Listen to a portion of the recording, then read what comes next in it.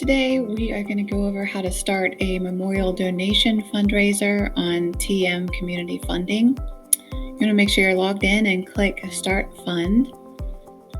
Once you do that, the 6 different fundraiser types will show up. You're going to choose memorial donations.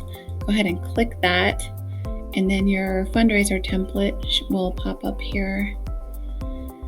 And the first thing that you come to is going to be your goal amount. So if the family has a particular goal that they do want to set for this fundraiser for memorial donations, you can certainly put that in. You can also put a lofty goal if you'd like, but you can also check it if you prefer to have no goal amount.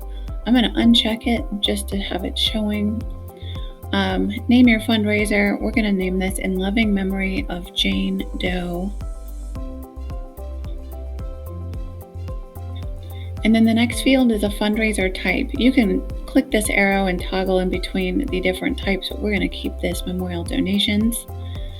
And then the fundraiser start date automatically defaults to the date that you're creating it. And then the end date, you can always change it, but that defaults to 30 days after it has begun. Here you can upload a photo if you do have a picture of Jane or her family or the SPCA. Make sure it's high resolution, but since I don't have anything right now, I am going to choose one of the stock photos here from Treasured Memories.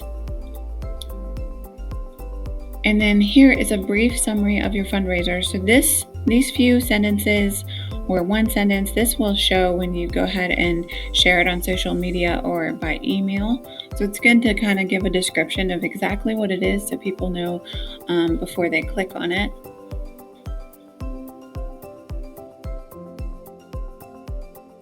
This next section is where you're going to tell the why. Why has this family chosen this organization to leave a legacy in their loved one's name? It's often very important and healing to them to express that. It also helps with the donations. So you'll make sure that you put the story in here. You just don't want to copy and paste the obituary. And you also want to make sure that you leave a line that condolences can be left at a link below. And we'll add that obituary link later. And then here is where you can place an embed code if you have Tribute software that you use. And then we recommend that these 3 check marks stay checked, and then you'll click continue. This is where you're going to enter in the SPCA information.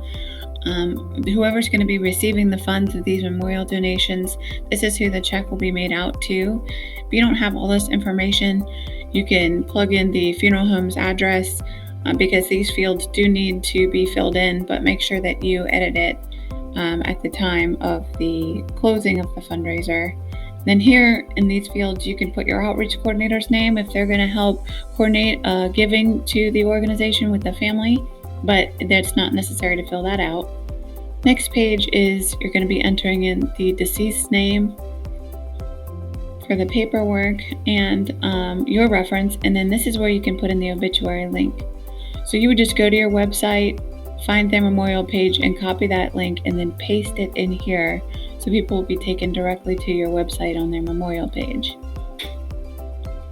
Down here is where you're going to choose your funeral home location. If you're a Treasured Memories Partner funeral home, your location and name will be listed in this alphabetical list here.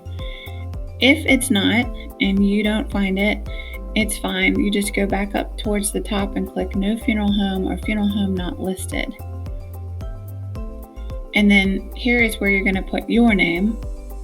So I'm just going to put my name in here. And your email. So this email address, notifications will be sent to this email address about the fundraiser and when it closes and how it's doing from time to time. And then here's where you put the funeral home information if it's not in that list. So you'll just list the funeral home name like you would like it to be listed in public and the city and state. And then you can keep that checked and then add additional photos if you'd like, and then click Create My Fund. So here, all of your fundraisers that you've ever started will be listed here, and you're gonna you can toggle between the pages here, but you'll click this link here. You can click edit to the right if you'd like to edit it, but click this link here to see what it looks like. So here you can see our fundraiser is all set up. You can see the picture we picked out. This jar will fill up with hearts as people begin to donate. And then you have our story. And then you can see the name of the funeral home and the city and state. And then below that will be the obituary link for people to go and visit your website. When the fundraiser ends, you'll be getting an email, and you'll also be getting the memorial check in the mail to the funeral home, which you can call the family and coordinate a check presentation to that local organization, which is a very healing experience. It'll also come along with a donor report. This donor report allows the family to see everyone that donated and acknowledge if they like. It can also be shared with the local organization. And that concludes the tutorial today. Thank you so much for your interest in helping your families and community.